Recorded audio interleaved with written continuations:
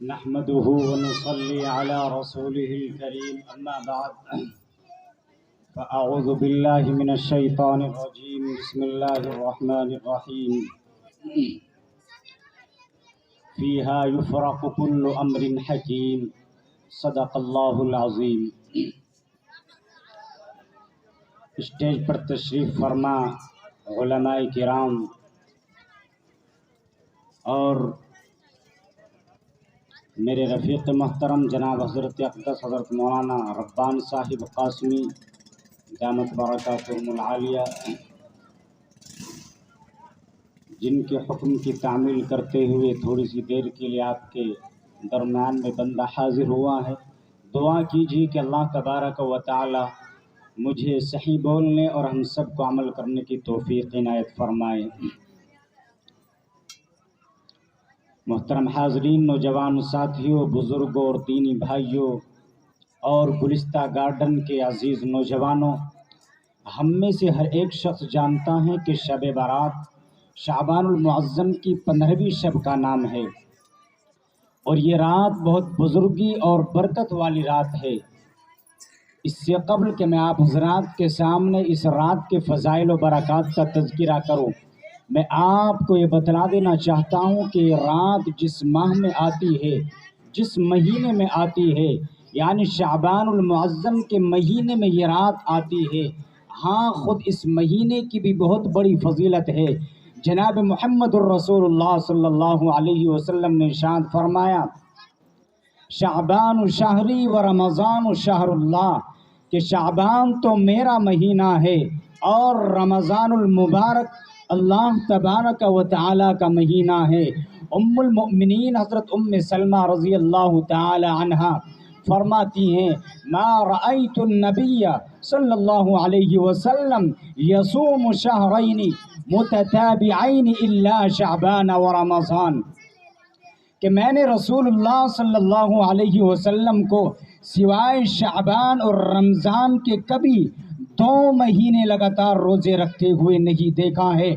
اور حضرت عائشہ رضی اللہ تعالی عنہا روایت کرتی ہیں کہ رسول اللہ صلی اللہ علیہ وسلم رمضان المبارک کے بعد سب سے زیادہ ماہ شعبان میں ہی روزہ رکھا کرتے تھے. کبھی تو آپ شعبان کے پورے مہینے کا روزہ رکھتے تھے اور کبھی آپ شعبان کے کچھ دنوں میں روزہ رکھا کرتے تھے. میرے بھائیوں، یہ تھے شعبان المعظم میں آپ صلی اللہ علیہ وسلم کے معمولات. مگر اس کے ساتھ ساتھ ہم کو بھی عبادات کے اہتمام کا حکم ہے، رمضان المبارک کی تیاری کا حکم ہے. لیکن میرے بھائیوں، ہمیں 2 مہینے روزہ رکھنے کی اجازت نہیں ہے. کیوں؟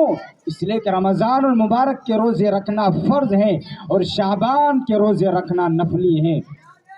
البتہ ماہ شعبان میں بکثرت روزہ رکھنے کی ہم کو بھی اجازت ہے اور اس رات کی بہت بڑی فضیلت و برکت ہے. ام المؤمنین حضرت عائشہ رضی اللہ تعالی عنہ فرماتی ہیں کہ میں نے 15ویں رات کو میں نے حضور صلی اللہ علیہ وسلم کو گھر کے اندر نہیں پایا تو میں نے آپ صلی اللہ علیہ وسلم کو تلاش کیا. میں نے آپ کو ڈھونڈا، میں نے آپ کو تلاش کیا تو حضور صلی اللہ علیہ وسلم مدینہ منورہ کے قبرستان میں تھے. حضور صلی اللہ علیہ وسلم نے مجھے دیکھ کر فرمایا، اے عائشہ بتلاؤ، کیا تم یہ سمجھ رہی تھی کہ رسول صلی اللہ علیہ وسلم تم پر کوئی ظلم کریں گے؟ حضرت عائشہ نے جواب دیا، اے اللہ کے رسول، نہیں، میں تو یہ سمجھ رہی تھی کہ آپ ازواج مطہرات میں سے کسی کے پاس تشریف لے گئے ہیں. تو حضور صلی اللہ علیہ وسلم نے فرمایا، اے عائشہ، نہیں، آج شعبان کی 15ویں رات ہے اور اس رات کے اندر اللہ تبارک و تعالی آسمان دنیا پر نزول فرماتے ہیں اور قبیلے بنو کلب کی بکریوں کے بالوں کی تعداد سے بھی زیادہ گناہ گاروں کی بخشش فرماتے ہیں. اور دوسری روایت کے اندر آتا ہے کہ حضور صلی اللہ علیہ وسلم نے ارشاد فرمایا، हल तदरीना मा फी हादी लैला, आयशा बतलाओ क्या तुम जानती हो कि इस रात के अंदर क्या होता है? हजरत आयशा ने जवाब दिया, कालत मा फीहा या रसूल अल्लाह, ऐ अल्लाह के रसूल मैं नहीं जानती कि इस रात के अंदर क्या होता है। तो नबी ने फरमाया, फीहा अन युक्तबा कुल्लु मौलूदिन बनी आदम फी हादिही सना, कहाँ यही वो रात है कि इस रात के अंदर अल्लाह तबारक व तआला इस रात के अंदर हर बच्चे का नाम लिख दिया जाता है, हर मरने वाले बच्चे का नाम लिख दिया जाता है। और यही वो रात है कि इस रात में तुम्हारे अमाल उठा लिए जाते हैं, और यही वो रात है कि इस रात के अंदर तुम्हारा रिज्क उतारा जाता है।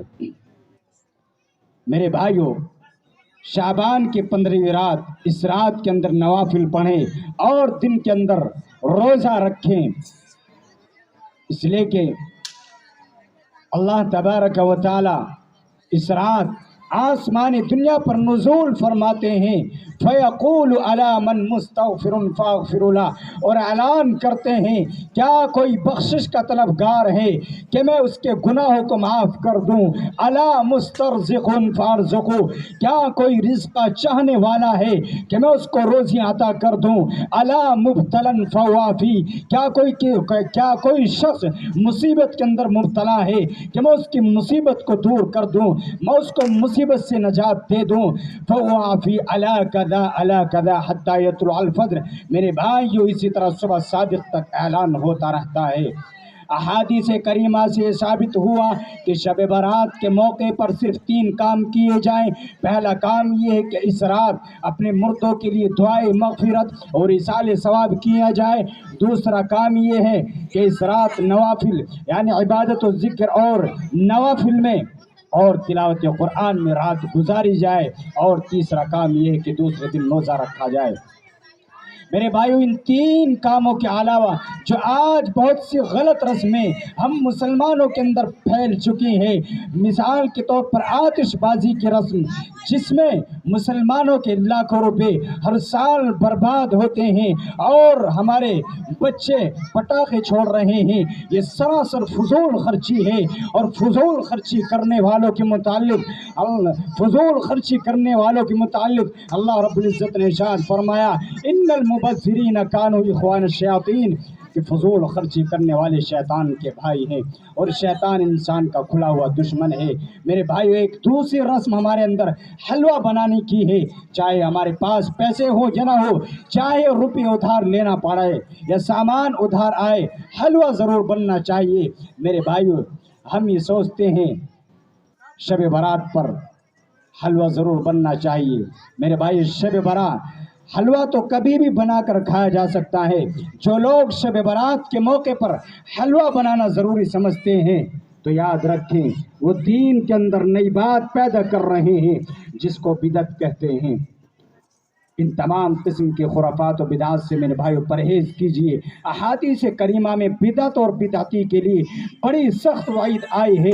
जनाब मुहम्मदुर रसूलुल्लाह सल्लल्लाहु अलैहि वसल्लम ने इरशाद फरमाया, मन अहदस फी अमरिना हाज़ा मा लैसा मिन्हु फहुव रद्द, कि जो शख्स हमारे दीन के अंदर कोई नई बात ईजाद करे, वो बिदअती है। इसलिए मेरे भाइयों, हम इन तमाम चीज़ों से अपने आप को बचाएं। दुआ कीजिए कि अल्लाह तबारक व तआला में कहने सुनने से ज़्यादा अमल की तौफ़ीक़ इनायत फरमाए। आमीन व आखिर दावाना अल्हम्दुलिल्लाहि रब्बिल आलमीन।